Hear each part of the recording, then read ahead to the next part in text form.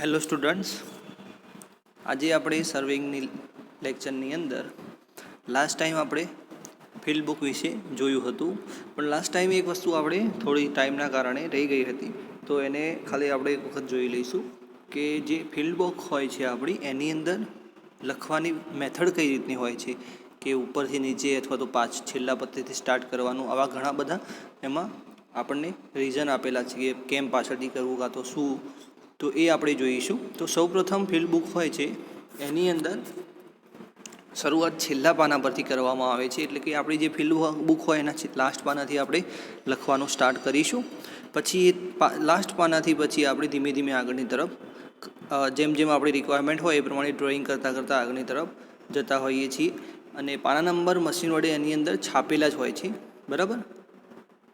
અને પાના number last પેજથી માંડી અને ફર્સ્ટ પેજ સુધીના આપેલા હોય છે, એટલે કે ઊંધી ડાયરેક્શનમાં આપણને આપેલા હોય છે.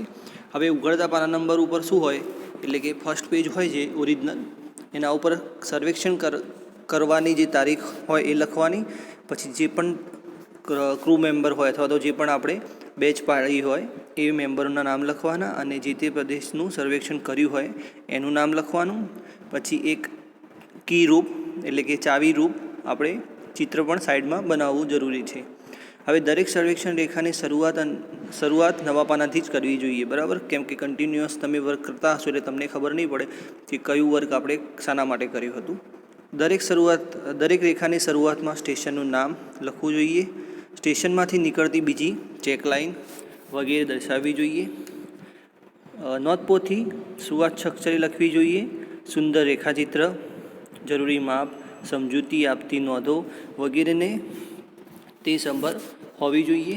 કોઈપણ માપને યાદ ન રાખતા તરત જ એને નોંધપોથીમાં લખી દેવામાં આવે છે, બરાબર. નોંધપોથીમાં દોરવામાં આવતા મકાન વગેરેના ચિત્રો સપ્રમાણ દોરવામાં આવે છે.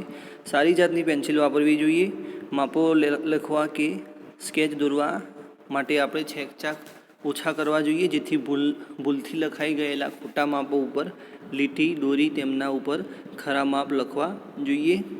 પહેલાં મુખ્ય રેખાઓ, ત્યારબાદ સંયોગ રેખાઓ, ત્યારબાદ તાળા રેખાઓ, બરાબર. Check line, base line, tie line એ વિશેની વાત કરી છે. અનુલંબ માપવા એટલે કે ઓફસેટ માપવા જે તે ચેન વાંચનાંકની સામે લખાય છે. જ્યારે રસ્તા, તારની જાળી, નદી વગેરે વસ્તુઓ સર્વેક્ષણ રેખાની છેદતી હોય ત્યારે દિશા બતાવતી આકૃતિ દોરવી જોઈએ. ચેન રેખાના છેદનબિંદુનું વાંચનાંક બે લીટી વચ્ચેના ભાગમાં લખવું જોઈએ, બરાબર. આ એક આપણને રિક્વાયરમેન્ટ લિસ્ટ છે કે આટલી આટલી વસ્તુ આપણે ફિલ્ડ બુકની અંદર કરવાની હોય છે. હવે આજનો આપણે મેઇન ટોપિક છે એ જોઈશું કે એરર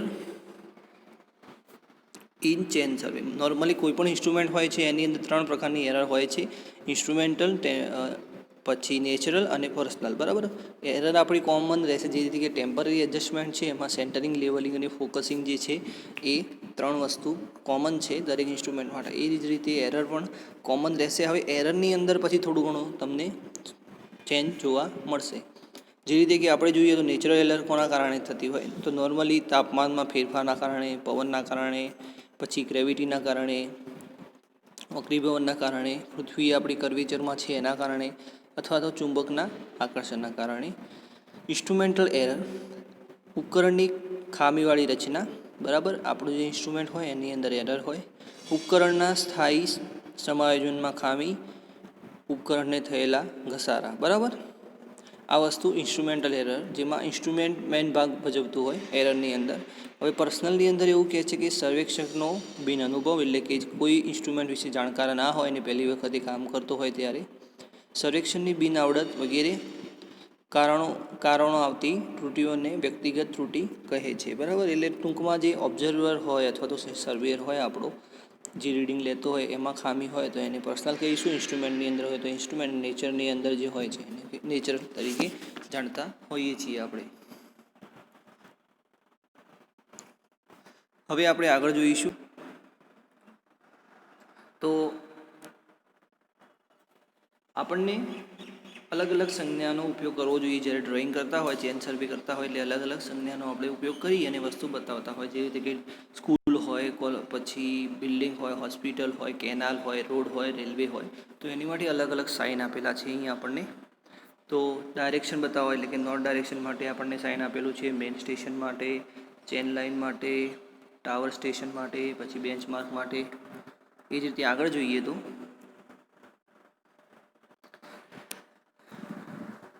આગળ આપણને બિલ્ડિંગ માટે મેં તમને પહેલાં એક પિક બતાવ્યો હતો અને એક ડબલ લાઇન આપણે ચેન સર્વે પણ જોયું હતું, સમજ્યું હતું. તો એની અંદર આપણને બિલ્ડિંગનું પોર્શન બતાવ્યું હતું, તો એની પેટર્ન આ હતી. પછી મંદિર, મસ્જિદ કે ચર્ચ હોય તો એની માટે આપણે અલગ અલગ પેટર્ન આ રીતે બતાવી શકીએ છીએ. પછી વુડન ફેન્સિંગ હોય તો એને આ રીતે, બ્રીડ વાયર ફેન્સિંગ હોય તો એને આપણે આ રીતે બતાવી શકીએ છીએ. આ સંજ્ઞા તમારે યાદ રાખી લેવી પડશે, બરાબર. પછી આગળ આવશે આપણી હિંજ, તો એને આપણે આ રીતે બતાવીએ, જે રીતે કે એસએમની અંદર મોમેન્ટ, હિંજ મોમેન્ટ કાં તો કન્ટિન્યુઅસ તમે લોડ લગાડતા હોય તો એના માટે જે કન્ટિન્યુઅસની પેટર્ન હોય છે એ પ્રમાણે આપણે બતાવવાનું રહેશે.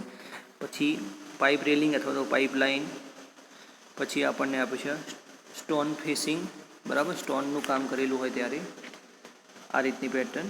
પછી ટેલિફોન લાઇન હોય ત્યારે આપણે આ રીતની પેટર્ન ઉપયોગ કરતા હોય અને જે આપેલી છે આપણને પાવર લાઇન, ઇલેક્ટ્રિક લાઇન, તો એને આ રીતે આપણે કામ કરતા હોઈએ છીએ. પછી આપી છે આપણને વોલ વિથ ગેટ, એટલે કે બાજુમાં વોલ છે અને આ ગેટ છે. આ ચેન સર્વેની અંદર આજુબાજુ અપસેટ આવતા હોય રાઇટ ઓર લેફ્ટ, તો એને કઈ રીતે બતાવવા એની વાત થઈ રહી છે. પછી બ્રિજ ઓર કલવર્ટ,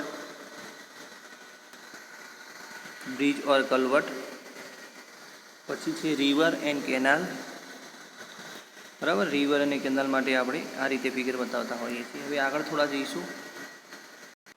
આ બહુ જ કામનું છે, બરાબર, એક્ઝામમાં વારંવાર પૂછાતું હોય છે 1 માર્ક્સની અંદર પણ. તો લેક અથવા તો પોન્ડ હોય તો એના માટે આ સંજ્ઞા, પછી ઓપન વેલ, પછી ઇમ્બેકમેન્ટ, પછી કટિંગ. જ્યારે પુરાણ અને ફિલિંગ કર્યું હોય તો એના માટેની આ સાઇન વપરાતી હોય છે. આ જરા તમે ધ્યાનથી જોઈ લેજો, પુરાણ અને કટિંગ માટેની.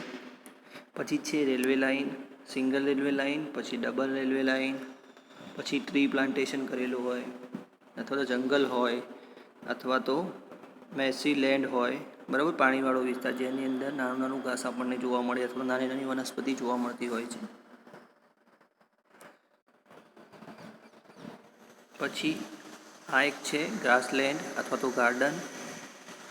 પછી છે કલ્ટિવેટેડ લેન્ડ, પછી છે બેરેન લેન્ડ, ઓર્ચાર્ડ, પછી રેલવે બ્રિજ, પછી છે ટનલનું એક આ ડોટેડ લાઇન હોય છે, બરાબર, જેને આપણે ગ્રાઉન્ડની અંદર કામ કર્યું એટલે ડોટેડથી બતાવવામાં આવે છે. Boundary line. પછી ડેમને આ રીતે બતાવીએ છીએ. હાઇડ્રોલિક્સની અંદર તમે ભણ્યા હોય અથવા તો ભણી રહ્યા હોય તો આ રીતનું તમારે એક સંજ્ઞા આવતી આ રીતે તમને પેટર્ન બતાવેલી હોય છે. પછી contour line, stone mine boundary ઉપર તમને જોવા મળે છે. પછી છે આપણે લાસ્ટ જોઈ લઈએ, પછી કે સેરિન, પછી રોડ, પછી પાઇપલાઇન અને ફોર્ટ, બરાબર, કિલ્લો. તો આ રીતને આપણને જ્યારે પણ એમ કે અમારી કામ સર્વે લાઇનની આજુબાજુ એક લાઇન પાઇપલાઇન પસાર થાય છે તો આપણે આ લાઇનની સંજ્ઞા દોરવાની થશે. ત્યાં આપણે કોઈ લખવાની જરૂર નથી કે પાઇપલાઇન, એવું કંઈ લખવાની જરૂર નથી. આ સંજ્ઞા ઉપરથી આપણને ખબર પડી જશે કે આ વસ્તુ શું બતાવી રહી છે, બરાબર. સિમ્બોલ આપણે યુઝ કરવાના થશે. હવે આપણે પ્લાનિમીટર જોઈશું. જો પૂછાતું નથી એક્ઝામની અંદર પણ તમારે સમજવું જરૂરી છે, બરાબર, કે પ્લાનિમીટર શાના માટે હોય, એની અંદર કયા કયા પાર્ટ્સ આવે છે એ બધું. તો પ્લાનિમીટરની અંદર ખાસ વસ્તુ જોઈએ તો એક એન્કર પોઈન્ટ હોય છે, એક એન્કર આર્મ હોય છે, એક ટ્રેસિંગ પોઈન્ટ હોય છે, પછી એક ટ્રેસિંગ આર્મ હોય છે, બંને જોડાયેલા જ છે, બરાબર. પછી અહીંયા એક પીવોટ અને એક આ આપણને એક ડિસ્ક આપેલી હોય છે, કન્ટેનિંગ ડિસ્ક કહે છે. પછી એને રોલર અને આને વ્હીલ, બરાબર. આ ઇન્ડેક્સ બિન્ડેક્સ તમે યાદ રહે તો સારું કહેવાય, બાકી અદરવાઇઝ આપણે આ મેઇન પાર્ટ તરીકે આ વસ્તુને જ ઉપયોગ કરતા હોઈએ છીએ. તો આપણે જોઈએ કે પ્લાનિમીટર શું છે. તો પ્લાનિમીટર એક એવું સાધન છે જેના વડે કોઈ પણ આકારના નકશાનું ક્ષેત્રફળ સહેલાઈથી અને પૂરતી ચોકસાઈથી શોધી શકાય છે ઓન પેપર, બરાબર. પેપરની અંદર આપણે જે ડ્રોઈંગ કર્યું હોય, જે પણ સ્કેલ કે માપ લઈ એનું જે ઓરિજિનલ માપ હોય આપણે સારા પ્રમાણમાં ચોકસાઈથી શોધી શકીએ છીએ, બરાબર. તો એની માટે એન્કર પોઈન્ટને ફિક્સ કરવામાં આવે છે અને જે પણ બાઉન્ડ્રી હોય, માની લઈએ કે આપણું સ્ક્વેર છે, તો એની બાઉન્ડ્રી ઉપર આ જે પીવોટ ટ્રેસિંગ પોઈન્ટને આપણે લઈ અને ફરવાનું થશે અને આપણને કેટલા રિવોલ્યુશન ડિસ્ક ફરી એ પ્રમાણે કાઉન્ટિંગ અને કેલ્ક્યુલેશન કર્યા પછી આપણને શું મળતું હોય છે, આની વેલ્યુ મળતી હોય છે આપણને. તો એના માટે એક ઇક્વેશન પણ છે આપણી પાસે કે આપણું જે એરિયા છે is equal to m into f upon i plus or minus 10 n plus c, બરાબર. આ રીતનું ઇક્વેશન છે જેની અંદર એમ શું થશે, આપણો ક્ષેત્રફળનો ગુણાંક પાઈ ડીએલ, એફ એટલે કે લાસ્ટ, આઈ એટલે કે સ્ટાર્ટિંગ, આ બે લાસ્ટ રીડિંગ અને સ્ટાર્ટિંગ રીડિંગ આપણું, પછી 10 આપણો કોમન રહેશે, બરાબર.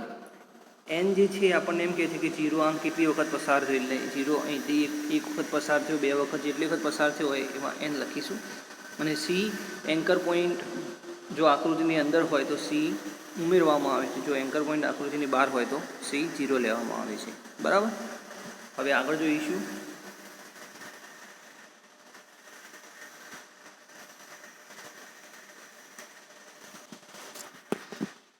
તો પ્લાનીમીટર જે છે મેં તમને કીધું એ પ્રમાણે, હવે પ્લાનીમીટરમાં બે પ્રકાર છે, એક છે એમ્સલર પોલાર પ્લાનીમીટર અને એક રોલર પ્લાનીમીટર. હવે પ્લાનીમીટરમાં મેં તમને બતાવ્યું કે anchor point, anchor arm, tracing arm, બરાબર. આ જે ભાગ આપણને આપેલા છે એના વિશે આપણે બેઝિક નોલેજ જોઈ લઈશું. તો એન્કર પોઈન્ટની અંદર એન્કર પોઈન્ટ એક અણીદાર સોય હોય છે જેને કાગળ ઉપર ફિક્સ કરવામાં આવે છે. એન્કર પોઈન્ટ પોતાના સ્થાનથી ખસી ન જાય એટલે એના ઉપર એક વજન આપવામાં આવે છે, બરાબર. એન્કર પોઈન્ટ ઉપર વેઇટ આપવામાં આવે છે આ કાગળ ઉપર ફિક્સ કરવા માટે, અને આ વેઇટ ઉપર વેઇટ આપેલું હોય છે. નેક્સ્ટ આપણે જોઈશું એન્કર આર્મ. એન્કર આર્મનો ઉપયોગ શાના માટે છે કે એને ગુજરાતીમાં લંગર બાહુ કહીશું આપણે. તો એન્કર આર્મ એક છેડે એન્કર પોઈન્ટ હોય છે અને બીજા છેડે પીવોટ પોઈન્ટ હોય છે, પીવોટ પોઈન્ટ અથવા તો પીવોટ પોઈન્ટ સાથે જોડાયેલું હોય છે. એન્કર આર્મની લંબાઈ સામાન્ય રીતે નિશ્ચિત જ હોય છે. પછી આપણે જોઈશું ટ્રેસિંગ પોઈન્ટ. તો ટ્રેસિંગ પોઈન્ટ એટલે કે ટ્રેસિંગ પોઈન્ટ એને ગુજરાતીમાં કહીશું અનુરેખણ બિંદુ. તો ટ્રેસિંગ પોઈન્ટના એક છેડે ટ્રેસિંગ પોઈન્ટ રાખવામાં આવેલું હોય છે અને ટ્રેસિંગ પોઈન્ટને છેડે માપવા માટે વિસ્તારની હદ ઉપર ઘડિયાળને કાંટાની દિશામાં ફેરવવામાં આવે છે, બરાબર. તો આ રીતની એવી ડેફિનેશન છે કે અનુરેખણ બાહુના એક છેડે અનુરેખણ બિંદુ હોય છે. અનુરેખણ બાહુ એટલે કે ટ્રેસિંગ આર્મ હોય છે, એના એક છેડે ટ્રેસિંગ પોઈન્ટ રાખવામાં આવે છે અને ટ્રેસિંગ પોઈન્ટ ક્ષેત્રફળ માપવા માટે વિસ્તારની હદ ઉપર ઘડિયાળની કાંટાની દિશામાં ફેરવવામાં આવે છે. હવે ટ્રેસિંગ આર્મ જોઈ લઈએ. તો ટ્રેસિંગ આર્મ કોને કહીશું, તો અનુરેખણ બાજુ એટલે કે અનુરેખણ આર્મ, ટ્રેસિંગ આર્મ અથવા તો અનુરેખણ બાહુ એક છેડે ટ્રેસિંગ પોઈન્ટ રાખવામાં આવેલું હોય છે. અનુરેખણ બાહુની નિશ્ચિત લંબાઈ નિશ્ચિત હોતી નથી, પરંતુ નકશાના સ્કેલ પ્રમાણે લાંબી ટૂંકી કરવી પડે છે. અનુરેખણ બાહુની લંબાઈ ક્લેમ્પની મદદથી અને સ્લો મોશન સ્ક્રૂ વડે લંબાવી અને ઘટાડી શકાય છે. પછી આવશે આપણું સંકલન બિંદુ એટલે કે ઇન્ટેરેજન યુનિટ. એની અંદર વાત કરીએ તો આપણે એક વખત ફિગરની અંદર જોઈશું.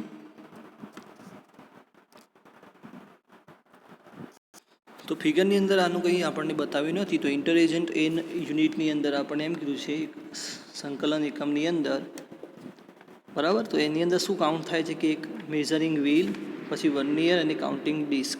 આ શું આપણું સંકલન એકમ તરીકે ગણવામાં આવે છે. હવે આપણે આકૃતિમાં શું કીધું આપણને કે મેઝરિંગ ડિસ્ક, એક વ્હીલ, પછી ડિસ્ક અને વર્નિયર, બરાબર. અહીં વર્નિયર આપણને જોવા મળે. આ ત્રણ વસ્તુ શામાં એડ થશે, આપણું સંકલન એકમ એટલે કે ઇન્ટરેજન્ટ યુનિટની અંદર કાઉન્ટ થશે, બરાબર. પછી એક લાસ્ટમાં આપણને એક છે કે ઝીરો સર્કલ કોને કહીએ. ઝીરો સર્કલની વાત કરી. ઝીરો સર્કલ એ પણ એક્ઝામને પૂછાતું નથી, સમજવા માટે જ છે કે જ્યારે અનુરેખણ બિંદુને ફેરવતા માપક વ્હીલનું પરિક્રમણ ન થાય પરંતુ તે કાગળ ઉપર સરકે ત્યારે ટ્રેસિંગ પોઈન્ટ જે વર્તુળ બનાવે તેને આપણે ઝીરો સર્કલ કહીશું. અથવા તો એની બીજી પણ ડેફિનેશન છે કે શૂન્ય વર્તુળ એ એક વર્તુળ છે જેના પરિધ ઉપર અનુરેખણ બિંદુને ફેરવતા માપક વ્હીલનું પરિક્રમણ થતું નથી પરંતુ તે કાગળ ઉપર માત્ર સરકે છે, તેને વાંચનાંક બદલાતું નથી. એટલે ટૂંકમાં એમ કહે છે કે જ્યારે આપણે ટ્રેસિંગ પોઈન્ટને ફિક્સ કરી અને વ્હીલને ફેરવતા હોઈએ ત્યારે વ્હીલ કાગળ ઉપર ફરતું નથી અને એ વખતે જે વર્તુળ બનશે એને આપણે ઝીરો સર્કલ તરીકે ઓળખતા હોઈએ છીએ. તો આજે આપણે થિયરી આપણી પતી ગઈ છે. હવે નેક્સ્ટ ટાઈમ આપણે એક્ઝામ્પલ સ્ટાર્ટ કરીશું આના. તો તમારે ખાલી કરવાનું એટલું રહેશે આની અંદર કે મેં તમને જે પહેલાં કીધું કે જે આપણને શું આપેલું છે, અલગ અલગ સાઇન આપેલા છે કે કટિંગ માટે કેવા, પછી ટ્રી માટે કેવા, એ સાઇન તમારે શું કરી મને ડ્રો કરીને મોકલવાના છે. કયા કયા તો હું અહીંયા નંબર લખી દઉં છું, મેં આની અંદર આપ્યા છે એ પ્રમાણે. તો નંબર 1, પછી 5, પછી 11, 30, 80, 22, 25, 31, 37 અને એક રહી ગયું આપણું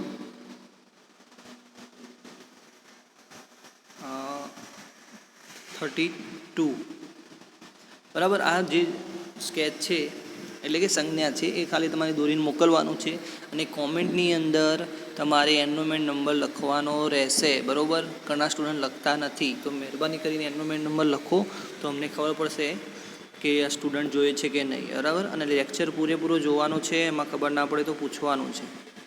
ઓકે, થેન્ક યુ.